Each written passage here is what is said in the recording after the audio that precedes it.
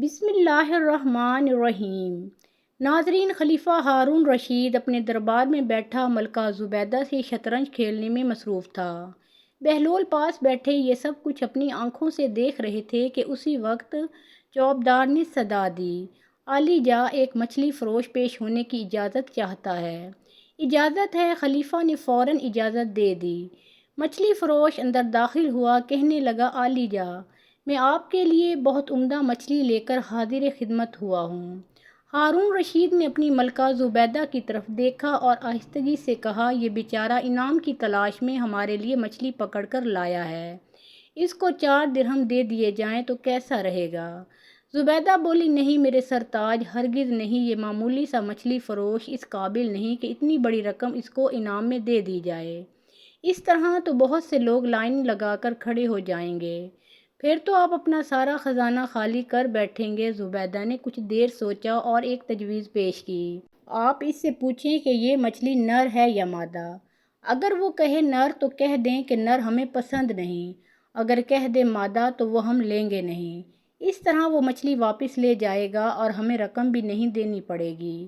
ہارون رشید کو زبیدہ کی یہ بات کچھ بھلی محسوس ہوئی، مگر بہلول رحمۃ اللہ علیہ بھی یہ باتیں سن رہے تھے۔ انہوں نے بادشاہ سے آہستگی سے کہا، مچھلی فروش بڑی محبت سے آپ کے لیے عمدہ مچھلی پکڑ کر لایا ہے، یہ مناسب نہیں کہ ملکہ کی باتوں میں آ کر اس کو نامراد لٹا دیا جائے۔ مگر بادشاہ نے بہلول کی ایک نہ سنی اور مچھلی فروش سے کہا، اچھا بتاؤ، یہ مچھلی نر ہے یا مادہ؟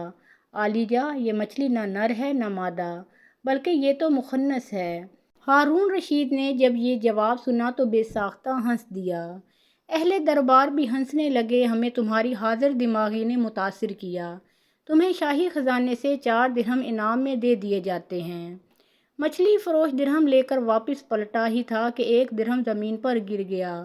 وہ پکڑنے کے لیے نیچے جھکا ہی تھا کہ زبیدہ پھر ہارون رشید کے کان میں سرگوشی سے بولی، دیکھا عالی جا، اتنا لالچی انسان ہے یہ مچھلی فروش کہ 1 درہم اگر زمین پر گر گیا تو وہ بھی نہیں چھوڑا، جبکہ باقی سب تو اس کے پاس ہی تھے نا۔ کیا خبر کوئی اور ضرورت مند وہ درہم اٹھا کر اپنی ضرورت پوری کر لیتا۔ ہارون رشید کو یہ بات بہت کھٹکی اور فوراً مچھلی فروش کو پکڑ کر پیش کرنے کا حکم دے دیا۔ بہلول نے بھی ملکہ کی یہ بات سن لی۔ عالی جا، ملکہ کے کہنے پر آپ مچھلی فروش کو نہ روکیے، اسے جانے دیجیے۔ مگر ہارون رشید نے کوئی بات نہ سنی اور مچھلی فروش سے کہنے لگا، اے صیاد، ہمیں تیری یہ حرکت بہت ناگوار گزری کہ تیرے پاس 4000 درہم موجود تھے، پھر بھی تم نے جو 1 درہم نیچے گرا وہ بھی چھوڑنا گوارا نہیں کیا کہ شاید تم نہ اٹھاتے تو کوئی اور ضرورت مند اٹھا لیتا۔ عالی جا کی امان پاؤں تو کچھ عرض کروں۔ مچھلی فروش کہنے لگا، حضور والا، یہ غلام بس فطرت نہیں بلکہ نمک کی قدر کرنا جانتا ہے۔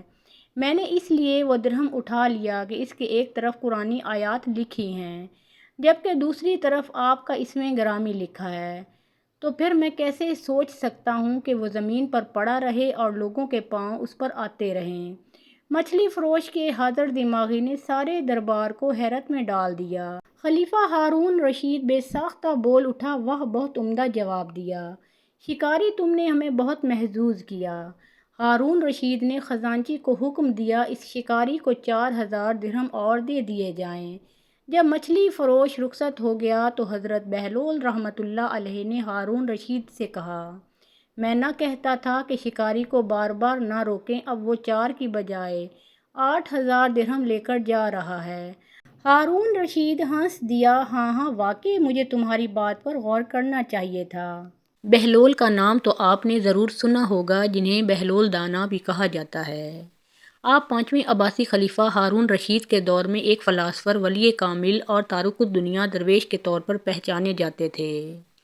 ان کا کوئی ٹھکانہ یا گھر نہیں تھا، شہر میں ننگے پاؤں پھرتے اور جس جگہ تھک جاتے وہیں ڈیرا ڈال لیتے۔ بعض لوگوں نے انہیں مجذوب بھی لکھا ہے کیونکہ وہ عشق الہی میں گم اور ارد گرد کے ماحول سے بے خبر ہوتے تھے۔ بہت کم لوگوں کی طرف التفات کرتے، لیکن جب کبھی عوام الناس کی طرف منہ کرتے تو حکمت و دانائی کی بہت ہی عجیب و غریب باتیں کرتے۔ کوفہ میں پیدا ہونے والے بہلول کا اصل نام وہب بن عمر اور تعلق عرب قبیلے بنو عمان سے تھا۔ ان کے والد چھٹے امام جعفر الصادق کے شاگرد تھے۔ لیکن کچھ وقت ساتویں امام موسیٰ کاظم کی صحبت میں بھی گزارا۔ بہلول کا شمار بھی امام موسیٰ کاظم کے پیروکاروں میں بھی ہوتا تھا۔ جب خلیفہ ہارون رشید نے امام موسیٰ کاظم کو قید کرنے کے بعد ان کے تابعین کے خلاف کارروائیاں شروع کیں تو وہب اور کچھ دوسرے لوگوں نے امام سے قید خانے میں ملاقات کر کے آئندہ لائحہ عمل کے لیے ہدایات مانگیں۔ امام علی مقام نے جواب میں صرف ایک لفظ جیم لکھ کر اپنے عقیدت مندوں کے حوالے کر دیا۔ ہر شخص نے جیم کو اپنے اپنے انداز میں لیا، کچھ نے اسے جلاوطن سمجھا اور بعد نے اس کے معنی جبل یعنی پہاڑوں میں روح پوشی لیا، لیکن وہب نے اسے جنون یعنی مجنونیت میں تبدیل کر دیا۔ انہوں نے اپنی شاہانہ زندگی ترک کی اور پھٹے پرانے کپڑے پہن کر گلیوں میں نکل آئے۔ خلیفہ ہارون رشید سے ان کی ملاقات 188 ہجری میں خلیفہ کے سفر حج کے دوران کوفہ میں ہوئی، جس کا ذکر امام ابن کثیر نے بھی کیا ہے۔ بہلول نے ہارون کو جو نصیحتیں کیں ان سے متاثر ہو کر وہ انہیں اپنے ساتھ بغداد لے آیا، اور پھر بہلول کا ٹھکانہ بغداد کی گلیاں ہی رہیں۔ بہلول کا مزار بھی بغداد میں ہی ہے، جس کے ایک گوشے کے بارے میں مشہور ہے کہ وہاں سکھ مذہب کے بانی گرو نانک نے چلہ کاٹا تھا۔ کہتے ہیں کہ ایک دن بہلول دریائے دجلہ کے کنارے بیٹھے گیلی ریت کی ڈھیریاں بنا رہے تھے اور ہارون رشید کی چوہیتی ملکہ زبیدہ اپنے محل کے جھروکے سے بڑے انہماک کے ساتھ انہیں دیکھ رہی تھی۔ وہ مٹی کی ڈھیری بناتے اور پھر خود ہی اسے مسمار کر دیتے۔ ملکہ جھروکے سے اتر کر اپنی سہیلیوں کے ہمراہ دریا کے کنارے آ گئی اور پوچھا، کیا کر رہے ہو بہلول؟ بہلول نے ادائے بے نیازی سے کہا، جنت کے محل بنا رہا ہوں۔ ملکہ نے سوال کیا، اگر کوئی تم سے یہ محل خریدنا چاہے تو فروخت کرو گے؟ بہلول نے کہا، ہاں ہاں کیوں نہیں، میں بناتا بھی ہوں اور فروخت بھی کرتا ہوں۔ ملکہ نے پوچھا، بتاؤ ایک محل کی قیمت کیا ہے؟ تو بہلول نے بے ساختہ کہا، 3 درہم، بعض لوگوں نے 1 درہم بھی لکھا ہے۔ ملکہ کے حکم پر بہلول کو 3 درہم اسی وقت ادا کر دیے گئے۔ یہ واقعہ ملکہ نے اپنے شوہر خلیفہ ہارون رشید کو بتایا، جسے خلیفہ نے مذاق میں ٹال دیا۔ لیکن رات کو ہارون نے خواب میں جنت کے مناظر دیکھے، جن میں آبشاروں اور مرغزاروں کے علاوہ خوبصورت محلات بھی شامل تھے۔ سرخ یاقوت کے ایک محل پر اس نے زبیدہ کا نام بھی لکھا دیکھا۔ ہارون نے سوچا کہ دیکھوں تو صحیح، کیونکہ یہ میری بیوی کا گھر ہے۔ وہ محل میں داخل ہونے کے لیے جیسے ہی دروازے پر پہنچا، دربان نے اسے روک لیا۔ ہارون رشید کہنے لگا، اس پر تو میری بیوی کا نام لکھا ہے، اس لیے مجھے اندر جانا ہے۔ تو دربان نے کہا، نہیں، یہاں کا دستور الگ ہے، جس کا نام ہوتا ہے صرف اسی کو اندر جانے کی اجازت ہے، لہٰذا آپ کو داخل ہونے کی اجازت نہیں۔ جب دربان نے ہارون کو پیچھے ہٹایا تو اس کی آنکھ کھل گئی، لیکن بیدار ہونے پر خیال آیا کہ اللہ تعالیٰ نے زبیدہ کے حق میں بہلول کی دعا قبول کر لی ہے۔ چنانچہ وہ ساری رات اسی افسوس میں کروٹیں بدلتا رہا۔ اگلی شام وہ بہلول کو تلاش کرتا دریا کے کنارے پہنچ گیا۔ بہلول ایک جگہ بیٹھے اسی طرح مکان بنا رہے تھے۔ ہارون نے پوچھا کہ کیا کر رہے ہیں؟ بہلول نے کہا، جنت کے محل بنا رہا ہوں۔ ہارون نے پوچھا، بیچو گے؟ تو بہلول نے کہا، ہاں ہاں کیوں نہیں، میں بناتا بھی ہوں اور فروخت بھی کرتا ہوں۔ ہارون نے سوال کیا کہ بتاؤ ایک محل کی قیمت کیا ہے؟ تو بہلول نے جواب دیا، تیری پوری سلطنت۔ ہارون رشید نے کہا، اتنی قیمت تو میں نہیں دے سکتا، کل تو آپ 3 درہم کے بدلے دے رہے تھے اور آج پوری سلطنت مانگ رہے ہیں۔ بہلول نے کہا، خلیفہ کل بن دیکھے معاملہ تھا اور آج تم محل دیکھ کر آئے ہو۔ خلیفہ یہ سن کر مایوسی سے گھٹنوں کے بل بہلول دانا کے سامنے بیٹھ گیا اور کہنے لگا، حضرت آپ مجھ سے میری ساری سلطنت لے لیں لیکن مجھے ایک محل دے دیں۔ جب بہلول دانا نے خلیفہ کی عاجزی دیکھی تو کہا کہ میں تمہاری اس سلطنت کا کیا کروں گا؟ اس دنیا کی محبت تو بہت سے گناہوں کی جڑ ہے، جاؤ اپنی سلطنت اپنے پاس رکھو۔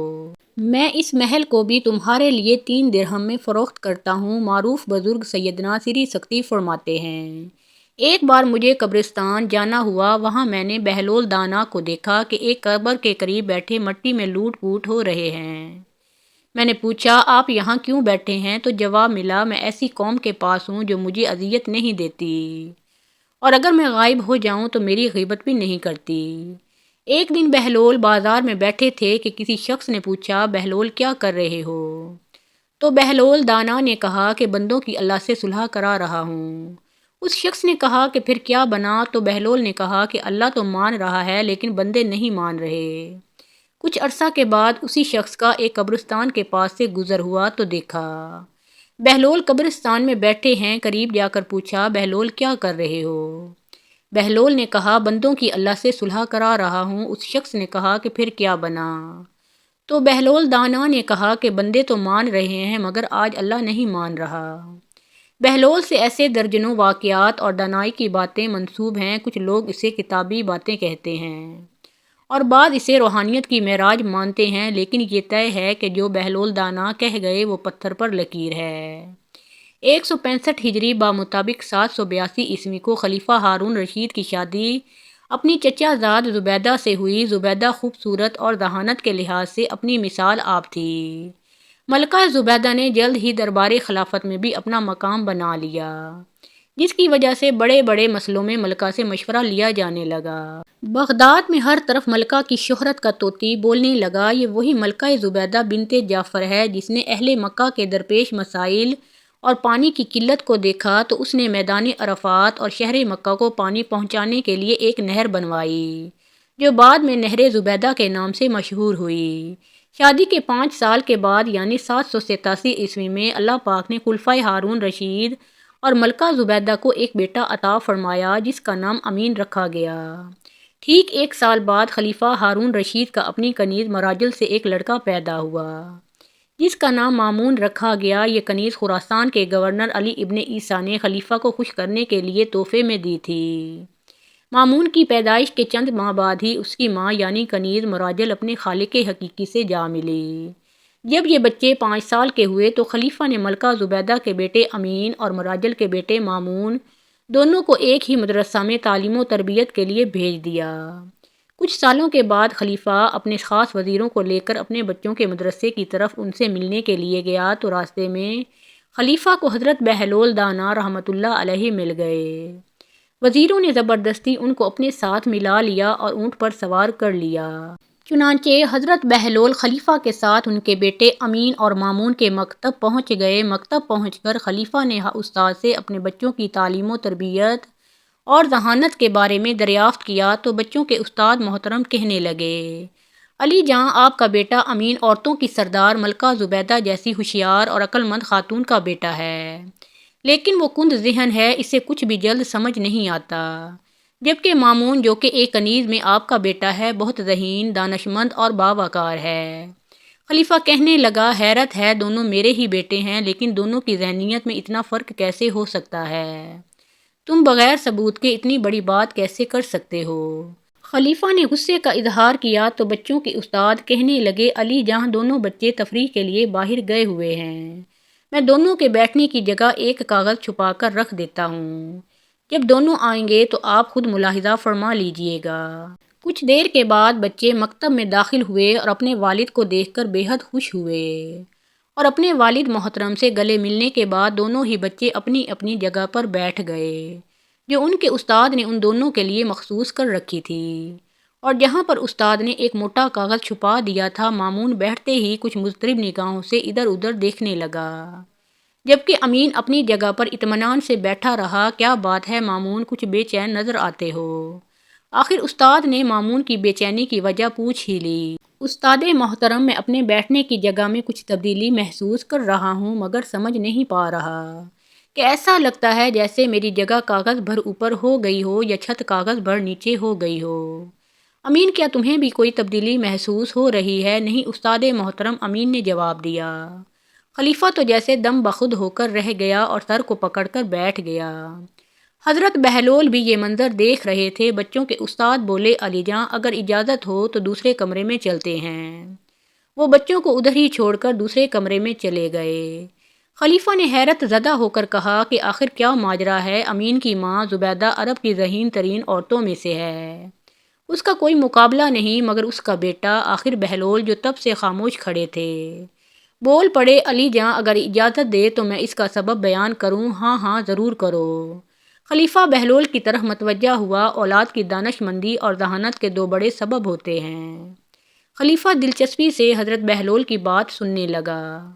حضرت بہلول کہنے لگے کہ اولاد کی ذہانت پھرتی اور دانش مندی کا پہلا سبب یہ ہے کہ عورت اور مرد کے درمیان فطری رغبت اور خواہش ہو تو ان کی اولاد ہوشیار، ذہین اور دانش مند ہوتی ہے۔ نمبر 2 یہ کہ عورت اور مرد مختلف سے ہوں تو ان کی اولاد میں عقل اور دانش کی فراوانی ہوتی ہے۔ خلیفہ جلدی سے بولے کہ اس کی کوئی دلیل ہے تو بیان کرو، بنا دلیل کے میں کیسے مان لوں؟ خلیفہ نے بہلول سے وضاحت طلب کی۔ اس کی مثال درختوں اور جانوروں پر نظر آتی ہے۔ حضرت بہلول نے وضاحت بیان کرنا شروع کی۔ اگر بل کے درخت میں کسی دوسرے بل کے درخت کا پیوند لگا دیا جائے تو نہایت لذیذ اور عمدہ پھل پیدا ہوتا ہے۔ اسی طرح گھوڑے اور گدھے کے ملاپ سے خچر پیدا ہوتا ہے، جس کی ہوشیاری، پھرتی اور طاقت کا جواب نہیں۔ اب عالی جاں ہم سمجھ سکتے ہیں کہ امین میں جو ذہانت کی کمی محسوس ہوتی ہے، اس کی وجہ اس کی والدہ اور آپ کی رشتہ داری ہے، جبکہ مامون کی ماں دوسرے قبیلے سے تعلق رکھتی ہے۔ خون کے لحاظ سے آپ میں اور اس میں جو فرق ہے وہی مامون کی ذہانت اور دانش مندی کا سبب ہے۔ خلیفہ نے جب یہ ساری تفصیل ایک ایسے شخص سے سنی جسے سارے شہر کے لوگ دیوانہ کہتے تھے تو حیران رہ گیا۔ بچوں کے استاد بھی حضرت بہلول کی دانائی کی تعریفیں کرنے لگے۔ بادشاہ ہارون الرشید عباسی خلافت کا وہ عظیم حکمران تھا جس کے نام سے سلطنتیں کانپتی تھیں۔ بغداد سونے کی طرح چمکتا تھا، دربار میں وزیروں کی قطاریں اور خدام کی فوجیں ہوتی تھیں، مگر اسی شہر کی گلیوں میں ایک ایسا شخص بھی پھرتا تھا جسے لوگ پاگل کہتے تھے اور جس کا نام حضرت بہلول رحمۃ اللہ علیہ تھا۔ وہ بظاہر بچوں کے ساتھ کھیلتا، مٹی کے گھروندے بناتا اور ہنستا رہتا، مگر اس کی ہر بات عقل والوں کے دل کو چیر دیتی تھی۔ ایک دن ہارون رشید نے سنا کہ یہ بہلول بادشاہت کو حقیر جانتا ہے، تو اس نے چاہا کہ اسے آزمایا جائے۔ چنانچہ شاہی روب و دبدبے کے ساتھ وہ بہلول کے پاس پہنچا اور پوچھا کہ کیا تم مجھے پہچانتے ہو؟ تو بہلول نے مسکرا کر کہا، ہاں میں تمہیں پہچانتا ہوں، تم چند دن کے بادشاہ ہو اور میں اس بادشاہ کی تیاری میں ہوں جس کی بادشاہت کبھی ختم نہیں ہوگی۔ یہ سن کر درباری تڑپ اٹھے، مگر ہارون رشید خاموش رہا۔ پھر اس نے کہا، لوگ تمہیں پاگل کہتے ہیں؟ تو بہلول نے ہنستے ہوئے جواب دیا، پاگل وہ ہے جو چند روزہ حکومت پر اترائے اور ہمیشہ کی زندگی کو بھول جائے۔ اگر یہ پاگل پن ہے تو میں پاگل ہوں۔ پھر ہارون رشید نے نصیحت مانگی تو بہلول نے زمین سے مٹی اٹھا کر کہا کہ یہی تمہارا انجام ہے، کل تم بھی اسی مٹی میں مل جاؤ گے، نہ تخت بچے گا، نہ تاج، نہ محافظ، صرف اعمال ساتھ جائیں گے۔ اگر عدل کیا تو نجات اور اگر ظلم کیا تو رسوائی۔ ایک بار بادشاہ نے اسے سونے کے سکے اور قیمتی تحائف بھجوائے، مگر بہلول نے سب واپس لوٹا دیے اور کہا، میں وہ دولت نہیں لیتا جو قیامت کے دن میرے اور تمہارے خلاف گواہ بن جائیں۔ ایک دن ہارون رشید نے اسے قبرستان میں قبروں کے درمیان ہنستے دیکھا تو پوچھا، یہاں کیوں ہنس رہے ہو؟ تو بہلول نے کہا، میں ان لوگوں پر ہنس رہا ہوں جو محلوں میں بیٹھ کر موت کو بھول گئے ہیں، اور ان قبر والوں پر رو رہا ہوں جو کل کہا کرتے تھے ابھی وقت ہے، وقت گزرتا گیا۔ یہاں تک کہ ایک رات ہارون رشید کے دل میں دنیا کی چمک ماند پڑ گئی اور اس نے کہا، کاش میں تم جیسا ہوتا۔ تو بہلول نے نرمی سے کہا، ابھی وقت ہے، بادشاہی چھوڑنے کا نہیں، دل سے غرور چھوڑنے کا، تخت سے اترنے کا نہیں، ظلم سے اترنے کا۔ یوں حضرت بہلول رحمۃ اللہ علیہ نے بغیر خطبے اور بغیر کتاب کے ایک بادشاہ کے دل میں آخرت کا چراغ جلا دیا اور یہی ثابت کر دیا کہ اصل عقل وہ ہے جو ہنستے ہوئے بھی موت کو یاد رکھے، اور اصل بادشاہی وہ ہے جو دل کو دنیا کی قید سے آزاد کر دے۔ ایک دن ہارون رشید بغداد کی گلیوں میں بھیس بدل کر نکلا تاکہ رعایا کے حالات خود دیکھ سکے۔ تو اس نے دیکھا کہ ایک طرف ایک شخص زمین پر لکڑی سے کچھ لکیریں کھینچ رہا ہے اور زور زور سے ہنس رہا ہے۔ قریب جا کر دیکھا تو وہ حضرت بہلول دانا تھے۔ بادشاہ نے پوچھا کہ کیا کر رہے ہو؟ تو بہلول نے کہا، میں جنت اور دوزخ بیچ رہا ہوں۔ ہارون رشید چونک گیا اور کہا کہ یہ کیسے ممکن ہے؟ تو بہلول نے کہا، جو دنیا کے بدلے آخرت خرید لے وہ جنت کا خریدار ہے، اور جو آخرت کے بدلے دنیا خرید لے وہ دوزخ کا سودا کر رہا ہے۔ یہ کہہ کر بہلول نے ایک لکیر کی طرف اشارہ کیا اور کہا کہ یہ وہ لوگ ہیں جو چند دن کی آسائش کے لیے اپنی ہمیشہ کی زندگی ہار دیتے ہیں۔ پھر دوسری لکیر کی طرف اشارہ کیا اور کہا کہ یہ وہ لوگ ہیں جو نفس کو روکتے ہیں مگر رب کو پا لیتے ہیں۔ ہارون رشید خاموش ہو گیا۔ کچھ دن کے بعد اسی واقعہ کا اثر دل میں لیے بادشاہ نے بہلول کو محل میں بلایا اور کہا، میں تمہیں کچھ دینا چاہتا ہوں۔ تو بہلول نے کہا اگر دینا ہی ہے تو انصاف دو، اگر عطا کرنی ہے تو مظلوم کو دو، کیونکہ وہ خزانہ جو رعایا کے آنسوؤں سے بھرا ہو وہ قیامت کے دن آگ بن جاتا ہے۔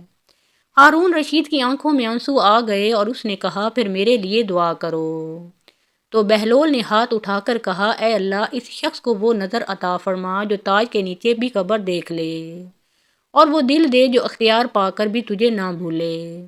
اس دن کے بعد ہارون رشید جب بھی کسی فیصلے کے لیے بیٹھتا تو بہلول کی یہ بات اس کے کانوں میں گونجتی رہتی کہ جنت اور دوزخ کوئی جگہ نہیں بلکہ انسان کے فیصلے ہیں۔ اور یہی حضرت بہلول دانا رحمۃ اللہ علیہ کی دانائی تھی کہ وہ ایک جملے میں پوری زندگی کا راستہ دکھا دیتے تھے۔ ایک دن بادشاہ ہارون رشید اپنے دربار میں بیٹھا تھا، وزراء اور علماء موجود تھے کہ اچانک ایک مکھی آ کر بادشاہ کے سامنے منڈلانے لگی۔ بادشاہ نے ذرا مزاح کے انداز میں درباریوں کی طرف دیکھا اور سوال کر دیا کہ بتاؤ یہ مکھی نر ہے یا مادہ؟ دربار میں خاموشی چھا گئی، بڑے بڑے عالم اور عقلمند سر جھکا کر رہ گئے، کیونکہ مکھی کے نر یا مادہ ہونے کی پہچان اس لمحے ممکن نہ تھی۔ کسی نے جواب دینے کی جرات نہ کی۔ اسی وقت حضرت بہلول رحمۃ اللہ علیہ بھی وہیں کھڑے تھے۔ وہ مسکرائے اور بولے اے بادشاہ اگر یہ مکھی بے حیائی کے ساتھ تم پر آ بیٹھے تو مادہ ہے، اور اگر ادب کے ساتھ فاصلہ رکھے تو نر ہے۔ یہ سن کر پورا دربار ہنس پڑا، مگر ہارون رشید چونک گیا، کیونکہ اس ایک جملے میں ہنسی کے ساتھ گہرا سبق بھی چھپا ہوا تھا۔ بہلول نے بات آگے بڑھاتے ہوئے کہا اے بادشاہ بعض چیزیں عقل سے نہیں کردار سے پہچانی جاتی ہیں، جیسے انسان کی پہچان لباس سے نہیں بلکہ عمل سے ہوتی ہے۔ یہ سن کر ہارون رشید کے چہرے پر سنجیدگی آ گئی اور اس نے کہا تم بظاہر مذاق کرتے ہو، مگر تمہاری ہر بات دل کے پردے ہٹا دیتی ہے۔ بہلول نے جواب دیا میں مذاق نہیں کرتا، میں سچ کو ہنسا کر بیان کرتا ہوں تاکہ غرور کی دیوار ٹوٹ جائے۔ اس دن دربار والوں نے جان لیا کہ بہلول کی دانائی سوالوں کے جواب دینے میں نہیں بلکہ سوال کرنے والوں کو آئینہ دکھانے میں ہے، اور ہارون رشید دیر تک اسی سوچ میں ڈوبا رہا کہ ایک مکھی کے سوال نے اسے انسان کے کردار کی حقیقت سمجھا دی۔ ایک دن ہارون رشید نے حضرت بہلول رحمۃ اللہ علیہ کو بغداد کے قبرستان میں دیکھا کہ وہ ایک قبر کے سرہانے بیٹھے مٹی سے کھیل رہے ہیں، اور کبھی مسکرا رہے ہیں کبھی خاموش ہو جاتے ہیں۔ بادشاہ قریب آیا اور پوچھا اے بہلول یہاں کیوں بیٹھے ہو؟ تو بہلول نے کہا میں ان لوگوں کے درمیان بیٹھا ہوں جو سچ بولتے ہیں۔ ہارون رشید نے حیرت سے پوچھا یہ کیسے؟ تو بہلول نے قبروں کی طرف اشارہ کر کے کہا یہ وہ لوگ ہیں جو اب نہ جھوٹ بول سکتے ہیں نہ چاپلوسی کر سکتے ہیں، یہ سب مجھے ایک ہی بات بتا رہے ہیں کہ انجام ایک ہے۔ پھر بہلول نے مٹی کی ایک اینٹ اٹھا کر کہا اے بادشاہ اگر یہ محل ہوتی تو تم خوش ہو جاتے، اور چونکہ یہ قبر ہے اس لیے تم ڈر گئے ہو، حالانکہ انجام دونوں کا یہی ہے۔ ہارون رشید کی آنکھیں بھر آئیں اور اس نے کہا مجھے نصیحت کرو۔ تو بہلول نے کہا اپنے دل کو تخت نہ بناؤ کہ اس پر نفس بیٹھ جائے، اسے قبر سمجھو تاکہ غرور مر جائے۔ پھر بہلول اٹھا اور چلتے ہوئے بولا اے بادشاہ یاد رکھو وہ دن دور نہیں جب تم یہاں اکیلے آؤ گے، نہ دربار ساتھ ہوگا نہ محافظ، صرف وہ فیصلے ساتھ ہوں گے جو تم نے کمزوروں کے حق میں کیے ہوں گے۔ یہ سن کر ہارون رشید دیر تک خاموش کھڑا رہا اور اس کے دل میں دنیا کی محبت ہلکی اور آخرت کی فکر گہری ہو گئی۔ اے اللہ ہمیں وہ آنکھ عطا فرما جو عروج میں زوال کو دیکھ لے، اور وہ دل عطا فرما جو اختیار پا کر بھی تجھے نہ بھولے۔ ہمیں عدل عاجزی اور سچائی کی توفیق دے، اور ہمارے انجام کو خیر پر ختم فرما۔ آمین ثم آمین۔